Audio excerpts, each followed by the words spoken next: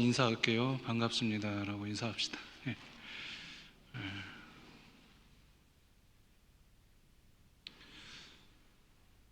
네, 그 사진이 한 장 보이죠 앞에. 저희 그 집 앞에 있는 밭의 모습입니다. 이걸 보는데 너무 멋있더라고요. 조화가 잘 이루어져서 제 개인적으로 굉장히 여러 번 이 밭을 지나다니면서 보았던 그곳입니다. 처음에 봄에는 별 저기가 없었어요. 근데 지금 가을이 돼가면서 높이 솟은 해바라기와, 그리고 원래 거기를 뿌렸던 것은 아마 콩과류를 심었던 것 같은데 이제 해바라기 씨도 같이 있고 다른 꽃들도 피어 있고 참 그 조화로운 모습이 아름답게 보였습니다. 오늘 베다니에 이런 그 삼남매의 아름다운 조화가 있어서 제가 이 사진을 가지고 나왔습니다. 오늘 같이 이 삼남매 같이 들여다보면서 우리에게 주시는 말씀이 무엇인지 깨닫기를 바랍니다. 베다니에는 우리가 잘 아는 삼남매가 있었습니다. 나사로, 마르다, 마리아는 예수님 곁에 각각의 모습으로 있습니다. 마르다는 예수님을 대접하기에 수고하고 있습니다. 마리아는 귀한 나드 향유를 예수님의 발에 쏟아 부었습니다. 나사로는 예수님 곁에 부활의 증인으로 앉아 있습니다. 한 가정의 삼남매이지만 예수님의 곁에 다른 모습으로 있는 것을 볼 수 있습니다. 한편 예수님의 제자인 가룟 유다는 누군가의 헌신에 계산을 하고 있습니다. 본문에 등장하는 삼남매와 또 비교되는 가룟 유다. 우리 1절 한번 같이 읽어보겠습니다. 6월절 엿새 전에 예수께서 베다니에 이르니 이곳은 예수께서 죽은 자 가운데서 살리신 나사로가 있는 곳이라. 6월절 6일 전에 예수님은 베다니에 이르게 되었습니다. 6월절은 이스라엘 백성들이 애굽에서 구원받는 그런 사건을 생각나게 하는 것입니다. 그래서 6월절이 되면 기대와 긴장감이 감도는 그런 시기이기도 하겠죠. 베다니는 예루살렘에서 동쪽으로 약 3.2km 떨어졌다고 말합니다. 예루살렘에서 그리 멀지 않은 거리죠. 우리 장로님 날마다 걷는 걸로 알고 있는데 한 3km 걸으면 얼마나 시간 걸리십니까? 한 30분 정도? 그럴 정도 걸릴 것 같아요. 베다니는 예수님이 죽은 자 가운데서 살리신 나사로가 있는 곳이다, 이렇게 우리에게 말씀해 줍니다. 그래서 우리가 그 살아난 나사로의 이야기, 이 본문 앞에 있는 11장을 좀 살펴보고 싶습니다. 나사로가 병들어 죽어갈 때 나사로의 누이들은 사람을 보냈습니다. 예수께서 속히 오시기를 요청했죠. 왜 예수님이 오시기를 요청했을까요? 당연히 나사로를 고쳐달라는 것이겠죠. 그러나 예수님은 소식을 듣고 이틀이나 지체하면서 나사로가 죽게 됩니다. 예수님은 죽은 나사로를 통해 하나님께서 영광을 받으시고 하실 일이 있다는 것을 말씀해 주셨습니다. 요한복음 11장 4절에 보면 예수께서 들으시고 이르시되 이 병은 죽을 병이 아니라 하나님의 영광을 위함이요 하나님의 아들이 이로 말미암아 영광을 받게 하려 함이라. 요한복음 11장 15절에서는 내가 거기 있지 아니한 것을 너희를 위하여 기뻐하노니 이는 너희로 믿게 하려 함이라. 예수님의 말씀과는 다르게 예수님은 이 병든 나사로를 치료하기를 거부한 것처럼 보여집니다. 그리고 오히려 나사로의 죽음을 기다리고 계시는 것처럼 보여요. 예수님께서는 죽어야 사는 원리가 있어서 그러는 것인지 저는 그렇게 생각해 봅니다. 그러나 예수님의 이런 말씀과는 다르게 마르다와 마리아는 예수님이 잘 이해가 가지 않습니다. 요한복음 11장 21절과 32절에 마르다와 마리아가 하는 말이 있는데 주께서 여기 계셨더라면 내 오라비가 죽지 않았을 것입니다. 마르다와 마리아는 예수님이 치료하실 능력이 있다는 것을 의심하지 않았습니다. 그렇기 때문에 이렇게 말을 했겠죠. 하지만 예수님의 기쁘신 뜻을 다 이해할 수 없는 마르다와 마리아는 힘에 겨웠을 것입니다. 때로 예수님이 우리가 원하는 시간에 내가 바라는 대로 해결해 주지 않을 때도 있습니다. 아마 때로가 아니라 항상 그런 것처럼 느껴질 수도 있겠습니다. 그럼에도 불구하고 그것이 우리를 위한 것이라고 믿을 수 있는 그런 믿음이 우리에게 있기를 바랍니다. 나사로가 죽어 이미 나흘이나 되어서 냄새가 난다고 마르다는 증언해 줍니다. 그럼에도 예수님은 무덤을 막고 있는 돌을 옮겨 나사로를 불러냅니다. 그래서 이 일을 통해서 사람들이 예수님을 많이 믿게 됩니다. 이런 일이 지금도 일어난다면 많은 사람들이 관심을 가질 게 분명합니다. 어떤 이는 예수님을 따르겠다고 앞장설 것입니다. 또 어떤 이는 다른 종교에서도 나타날 수 있는 현상이라고 일축해 버릴 수도 있겠죠. 또 어떤 이는 현대의 과학이나 의학이 더 신빙성이 있다고 주장할 수도 있겠습니다. 근데 오늘 본문에 나오는 대제사장과 바리새인들은 나사로의 그 사건으로 예수님을 잡으려고 합니다. 대제사장들과 바리새인들은 공회를 소집합니다. 표적이 나타나면 많은 사람들이 예수님을 따르게 되죠.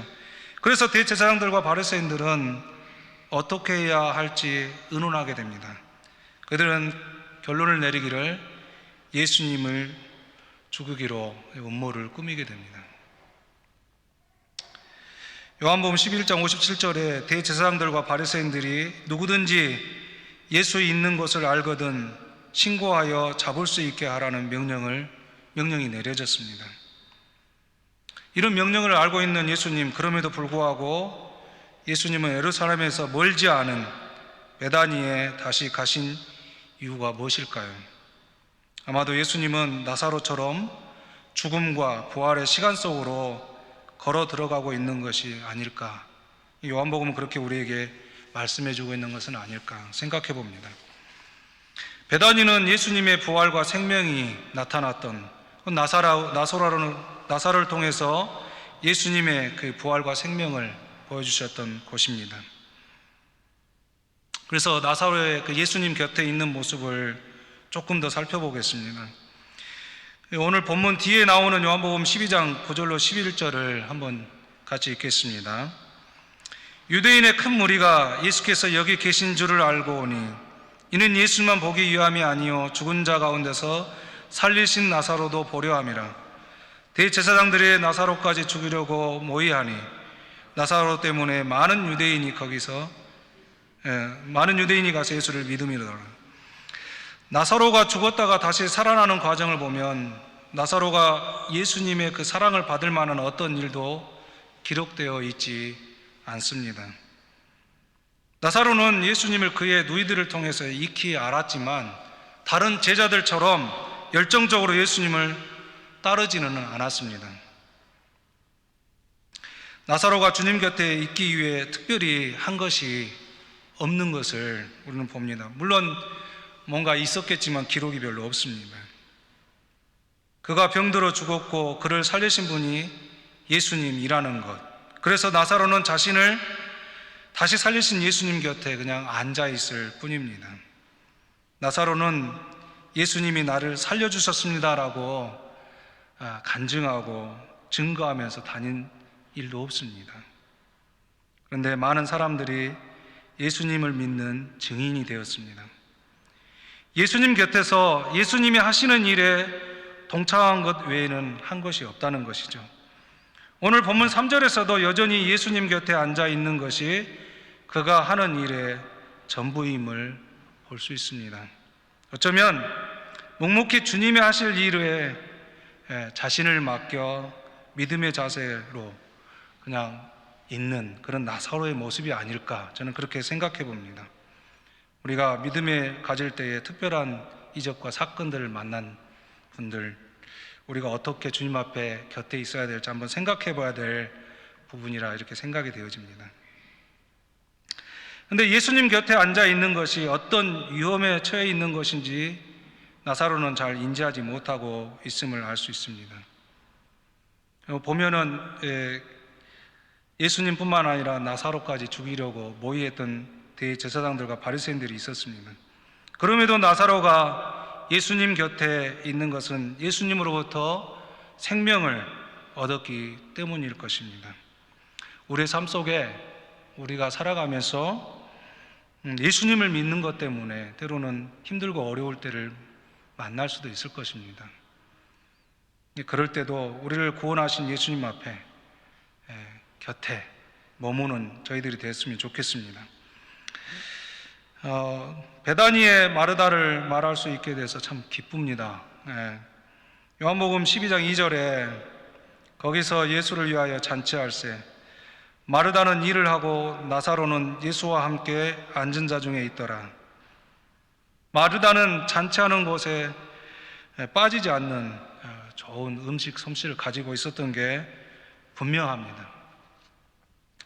저희 어머니도 소문난 그 음식 솜씨가 좋기로 소문난 분이었어요. 그래서 어렸을 때 동네에 그 잔치가 있으면 항상 어머니를 불러가시곤 했습니다. 제가 어렸을 때 기억나는 요리가 있습니다. 어머니께서 그 호박으로 가지로 요리를 해주시면 그 어떤 요리보다 맛있었습니다. 고기보다 더 맛있었어요. 그리고 찬바람이 나는 가을에 그 물을 섞으면서 그 물을 가져다가 생채를 해서 밥을 비벼주면 그 세상 어떤 비빔밥보다 더 맛있는 비빔밥이었습니다. 갑자기 어머니가 보고 싶네. 네. 아무튼 이런 저희 어머니처럼 마르다도 어쩌면 솜씨가 굉장히 좋았고 그리고 잔치에 빠지지 않는 그런 마르다였던 것 같습니다. 마르다는 요리에 관심이 많은 듯합니다. 아마도 손님 대접하는 것을 즐거움으로 여겼던 여인이 아닐까라는 생각이 듭니다. 예수님을 초청하면 대접하기 위해서 부엌에 일하는 모습이 늘 마르다의 모습입니다. 오늘 본문 말씀이 아닌 누가복음 10장에 보면 오늘 본문의 모습과 다른 마르다의 모습을 볼 수 있습니다.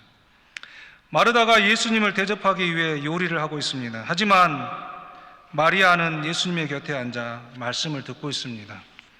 마르다는 마리아를 보내달라고 예수님께 요청합니다. 누가복음 10장 40절에 예수님 그만 이야기하시고 마리아를 보내주세요. 이렇게 바쁜 상황에 안 보이세요? 라는 식으로 예수님께 말하는 마르다의 분주함을 우리는 볼 수 있습니다. 어쩌면 마르다는 자기와 같은 모습이 아니면 놀고 있다고 생각했는지도 모릅니다. 어떠십니까? 우리 믿음의 성도들 나와 같은 모습이 아니면 놀고 있는 것 같습니까? 설교하는 저는 열심히 준비하고 여러분들은 놀고 있는 그런 공동체는 아니라고 생각합니다. 나름대로 각자의 위치에서 열심히 헌신하고 섬기고 있다고 저는 믿습니다. 마르다는 대접하는 일에 열정을 보입니다. 은사일까요? 대접하는 것은 누구나 할 수 있겠지만 마르다처럼 열정적으로 하는 분들은 드문 것을 보면 은사할 수 있다라는 생각이 듭니다.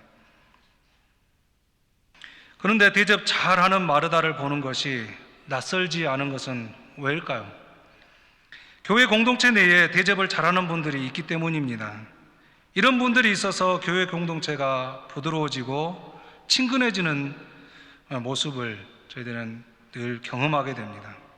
교회에 처음 오신 분들을 챙겨주고 섬겨주는 분들 때문에 교회에 정착하기가 한결 부드럽습니다. 이런 분들의 섬김과 수고에 진심으로 감사를 드립니다. 혹시 이런 자리에 있다면 포기하지 마시고 끝까지 섬기는 자리에 있을 수 있기를 바랍니다. 오늘 말씀을 보면 누가복음에 나타난 마르다의 모습을 찾아볼 수가 없습니다. 나사로도 예수님 곁에 앉아 있고 마리아도 마르다를 도와주지 않습니다. 그런데 마르다는 별 반응을 보이지 않고 자신이 해야 할 일에 집중하고 있습니다. 마르다는 예수님 곁에 있는 다른 이들이 자신과 같지 않다는 것을 깨달았을까요? 누가복음에서 한 가지만 하더라도 족하니라 라는 예수님의 그 말씀에 동의하고 수긍했을까요? 어찌되었든 오늘 본문의 마르다는 예수님 곁에 대접하는 손길로 등장합니다. 모임에 먹고 마시는 것이 빠지면 허전할 것입니다. 마르다의 손길은 예수님 곁에 있는 자들에게 흡족하게 하고 만족함을 주었을 것이라고 저는 믿습니다. 마르다처럼 섬김의 모습이 있는, 그렇게 보일 수 있는 공동체가 되기를 소망해 봅니다. 이제 마지막으로 마리아를 보겠습니다. 이렇게 마지막 그림이 끝난 건 아닙니다. 이게 반 정도 되는 것 같아요. 미안합니다.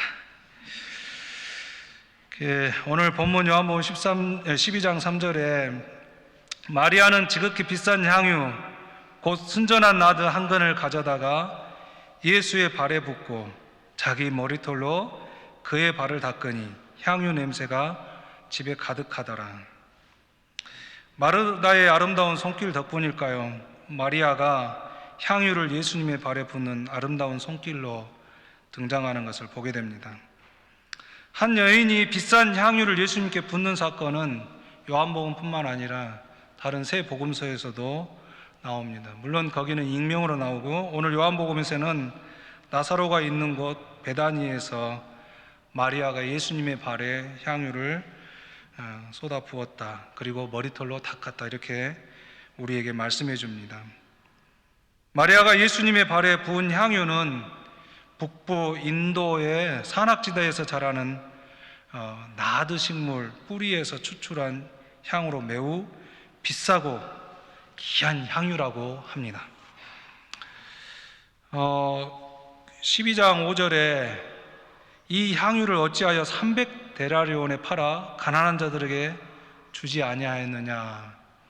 가룟 유다의 말에 의하면 300데나리온의 가치가 있음을 알 수 있습니다. 300데나리온, 그 가치가 주 6일을 일하던 당시의 시대, 주 6일을 일했을지 7일을 다 했을지 잘 모르겠습니다. 그러나 유대인들에게는 안식일이 있기 때문에 주 6일을 했겠죠. 품꾼들이 1년 동안 일해서 버는 연봉과 같은 가치라고 합니다. 적은 돈이 아닙니다. 나드 향의 가치가 상당함을 알 수 있습니다. 많은 돈을 가난한 자들을 위해 사용했더라면 좋았을 것을 왜 허비했느냐라고 가룟 유다가 말을 합니다. 어쩌면 가룟 유다의 말은 일리가 있어 보입니다. 여러분은 어떻게 생각하십니까?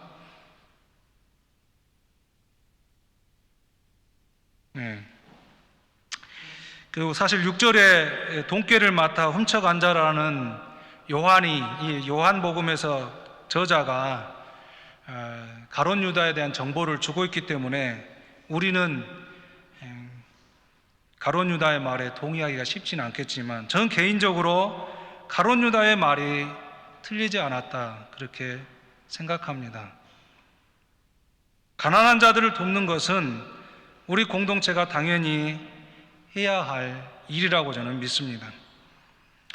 가난한 사람을 물질로만 돕는 것은 아니겠죠.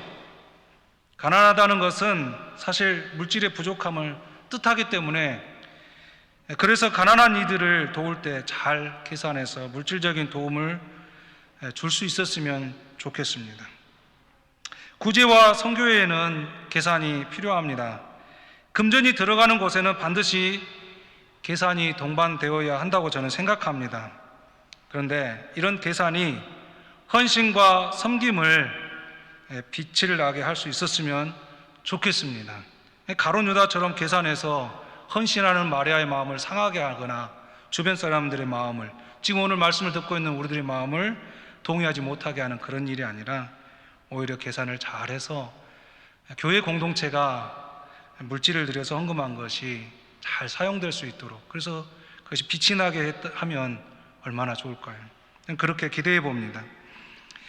가룟 유다는 마리아의 헌신을 계산했습니다. 그러나 마리아는 예수님께 향유를 부어드리며 계산을 하고 있지 않습니다. 예수님이 말씀하신 것처럼 예수님의 장례를 준비하겠다는 생각으로 향유를 쏟아 부은 것도 아닙니다. 그저 예수님께 귀한 것으로 헌신하고 싶은 마음, 자신이 가진 가장 귀한 것을 드리고 싶은 마음에 산 것입니다. 마리아의 헌신에 예수님이 이렇게 말씀하시죠. 가만두어라. 나의 장래할 날을 위하여 그것을 간직하게 하라. 이런 마리아의 헌신이 예수님의 장례, 곧 죽음을 예비하고 있다고 말씀합니다. 예수님의 죽음이 무엇입니까? 십자가의 길을 마련하는 것이죠. 마리아의 헌신은 예수님의 십자가를 준비하고 있는 것입니다. 마리아는 죽은 나사로를 살리신 예수님의 그 생명이신 예수님, 그 부활의 생명이신 예수님을 목격했습니다.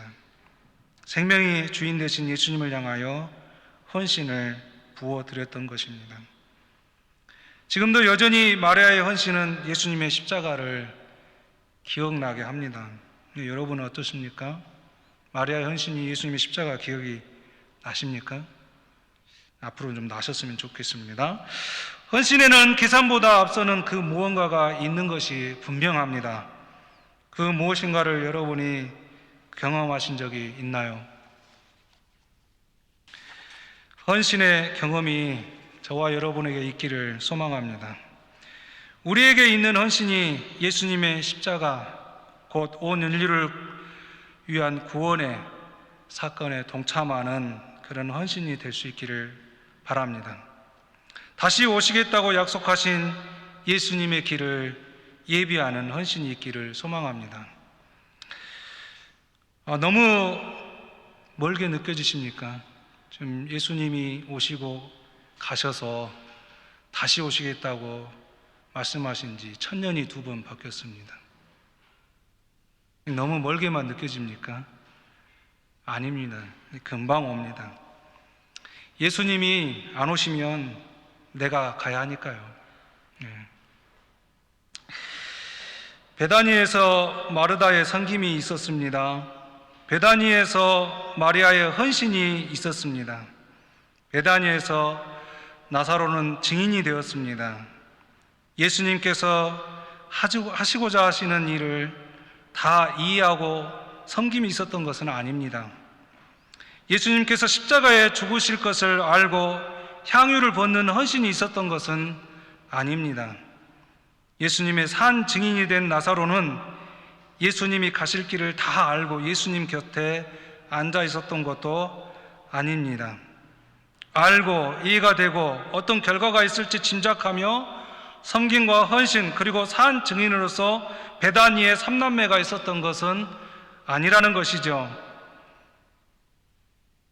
우리 하나 공동체는 프리드리스도프에 있습니다.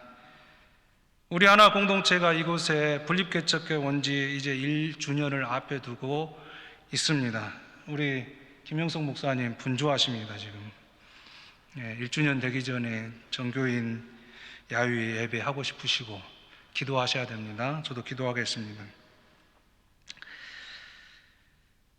우리 하나 공동체가 여기에 분립개척 되어진 것 우리가 다 알 수 없습니다. 이해할 수 없습니다. 어떤 것이 우리들의 삶이 증인이 될지 잘 모릅니다. 우리가 알고 하는 거 아닙니다. 그럼에도 불구하고 우리의 섬김과 헌신과 또 우리의 모습이 산 증인으로 이 프리드리스도프에 우리 하나 공동체가 있기를 소망해 봅니다. 삼남매의 수고와 섬김과 헌신 그리고 증인이 된 것은 예수님께서 그들에게 찾아오셨기에 가능합니다. 예수님 곁에 있기에 오늘 우리가 함께 이 삼남매를 나눌 수 있는 것입니다. 우리가 어디에 있어야 되는지 우리는 분명합니다. 예수님 곁에 있기를 바랍니다. 마치 베다니의 삼남매처럼 우리 하나 공동체가 예수님 곁에 있기를 소망합니다. 찬양하겠습니다. 주님 곁으로.